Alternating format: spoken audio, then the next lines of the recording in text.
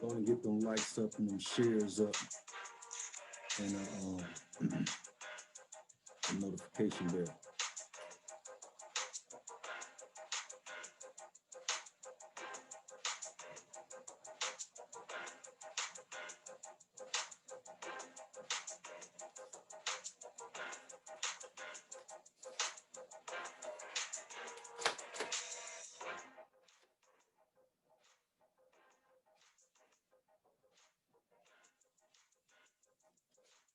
These props for some videos and stuff. So,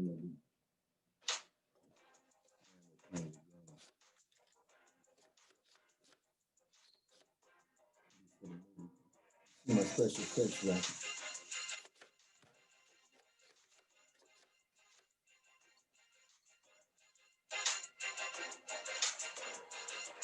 We're gonna have me up on no real stuff like some goddamn Bruce Lee.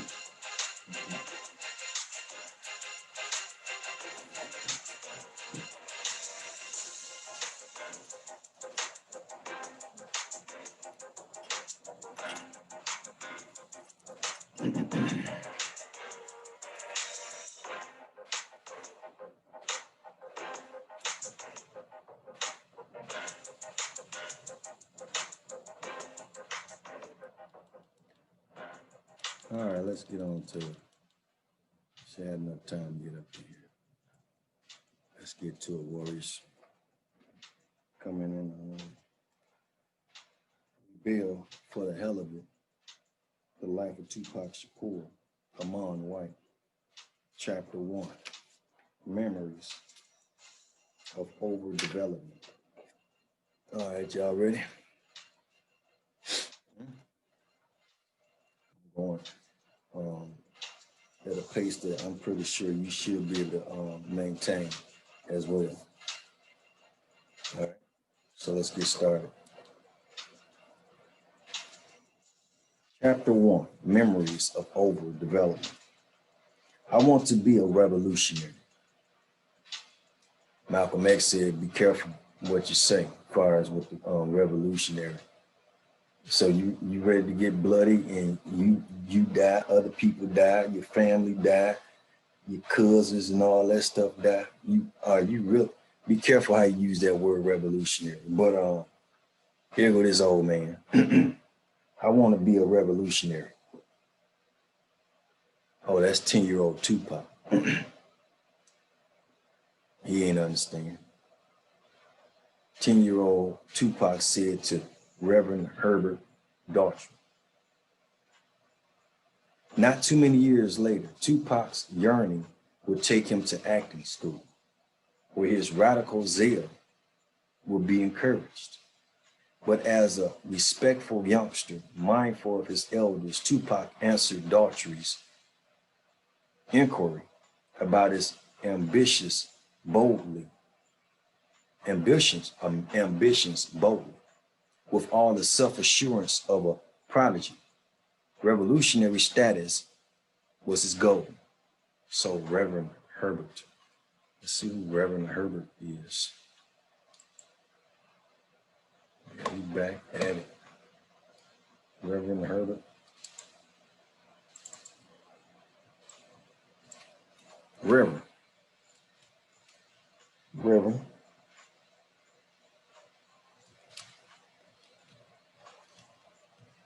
Herbert, that sounds like a black guy though. I think I know some Daltries back in the day. Yeah. Mm-hmm. It was the early 80s, and attending Daltry's the House of the Lord Church in Brooklyn, New York. I guess people in New York will know what that is. The House of the Lord. Man, I'm going to church. You know, tell them. In New York. It's Brooklyn in the house. Let's see. Okay. Yeah, a bunch of black folks up in there. What they got they got, let me see on their wall. I'm trying to see. I'm trying to see what they got on the wall. What they got up there. Oh, who is that? I don't know if that's the church there. Well, you see what's going on up in there. They got Mary though. They got Mary and baby Jesus. Interesting, but they still got it a little mixed. They had to lighten it up, water it down. Right over there in the Catholic Church, bad boy, just as black as midnight. Mm-hmm. Anyway, let's keep going.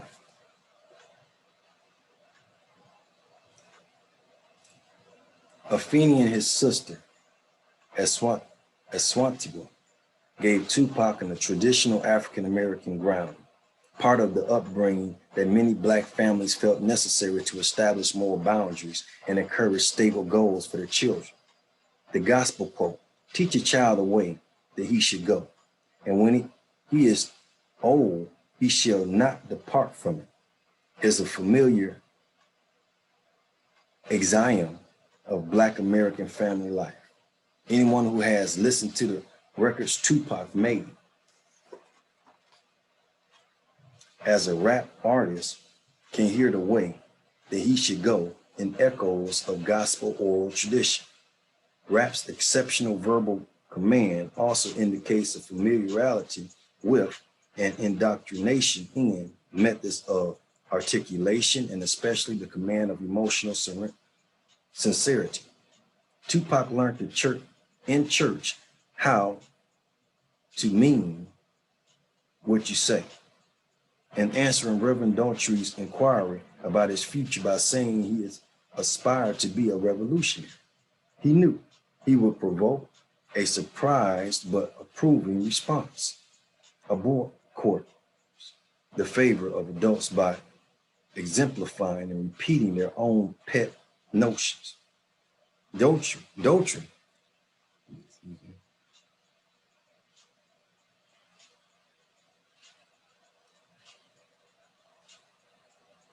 had long been advocating community action and boldness, seeing his own enthusiasm reflected back to him in a shining, earnest young face placed him firmly among Tupac's very first audiences.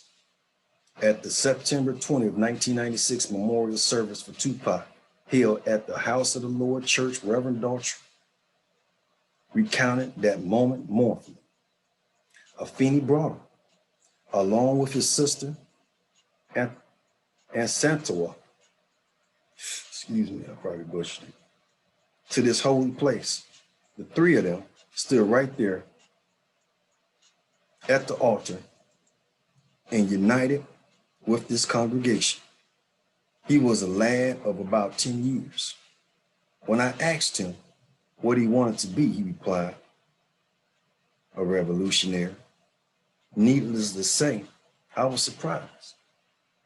I ought not to have been. There is a saying concerning a chip off the old block, and the twig doesn't fall far from the tree. His mother, Feeney, who was pregnant with him while incarcerated, was allegedly plotting to bomb something. Later found not guilty, was a revolutionary. She was a member of the Black Panther Party, a group of young black men and women who, some years ago, created enormous fear among some whites and a certain kind of black. Afeni was committed to making things better for the masses. She was a revolutionary. If revolution means complete changes, she wanted that. Afeni wanted a complete change for the better, and she thought that could happen with the Black Panthers. Later, she was to fall on hard times, but we are not here to tell her story. We're here to remember Tupac. Tupac the revolutionary. He said, I want to be a revolutionary. Maybe that explains his life. Daughtry's ideology gave religious and political peril that are as important to consider in searching for an understanding of Tupac's young life as any of its mundane incidents. The boy absorbed the ideal of revolution as a goal, much the way children at Sunday school absorb the 10 Commandments. But he kept his eyes on a worldly prize with almost religious zeal. After he joined the church, Daughtry continued, he played as any normal child. He laughed, he cried, he played with other children. It was a childhood resonant with the contradictions, the joys and woes of a change in America. A revolution was taking place quietly in Tupac's head and the world around him. A revolution unlike any Afeni would have sanctioned. In 1981, as the Reagan era's mean-spirited policies began polarizing the nation between power and poverty with the drugs, talking about a war on drugs. That was them with the dang on drugs. Ain't nobody bringing the drugs in but them talking about a war on the drugs. He played with other children. It was a childhood resonant with the contradictions, the joys and woes of a change in America. The revolution was taking place quietly in Tupac's head and the world around him. A revolution unlike any, if any, would have sanctioned. In 1981, as the Reagan era's mean-spirited policies began polarizing the nation between power and poverty, Afeni sought the ministry of an activist preacher like Daughtry. She was aware that her young warrior would need a double-tiered spiritual education. Daughtry knew his way around the community structures of Black Brooklyn, how to use the media to expose his congregation's problems and provoke a response to their needs. He would be pleased to find a young parishioner who also seemed to have his mind on change. Although activism had quietened down through through the relatively complacent 70s, Black America found itself confronting, that was with the pimps and stuff, them books. Black America found itself confronting new social challenges that threatened to reignite the rage that had exploded in the 60s. Young Tupac's dream of revolution stood out, a rare-raised first fist among the millions of kitty hands clutching Pac-Man joysticks. Who don't know about Pac-Man? I mean, they probably still playing Pac-Man in 3D and stuff last time I played it. You know, he may be out in goddamn on virtual world today. Pac-Man. See what I'm talking? They got Pac-Man joystick. But yeah, this Pac-Man I know. I remember my cousin played that game all day, all night. That bad boy flipped the game. He flipped the game on that bad boy just like that. We outside played the whole day. This bad boy been up in there.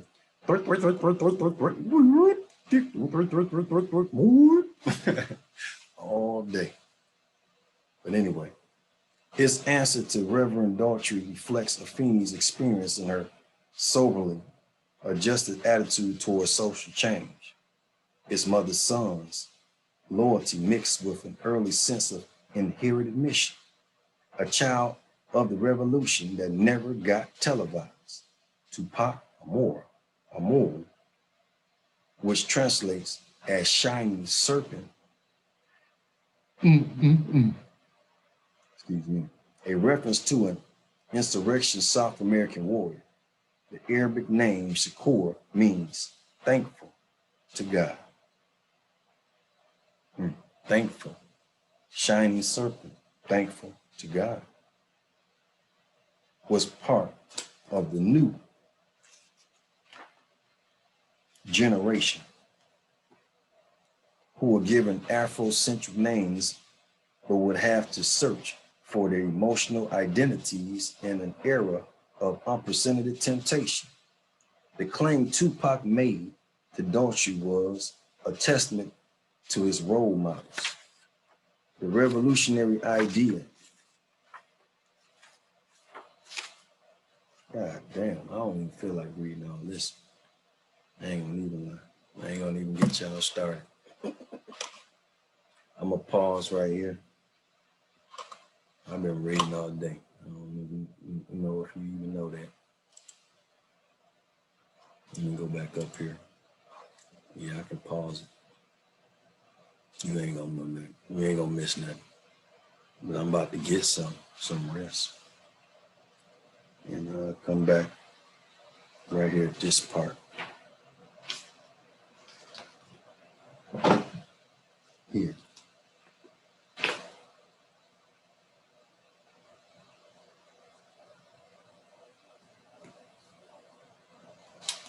So we'll finish up this sentence. I think this paragraph. I think I read it, but just to make sure that's why I'm stuck. That's why I'm going on flippily flop. But anyway, generations who were given Afrocentric names but would have to search for their emotional identities in an era of unprecedented temptation. The claim Tupac made to Daughtry was a testament to his role models. The revolutionary idea had got through to him despite the 80s general emphasis on accommodation and reward. Pause.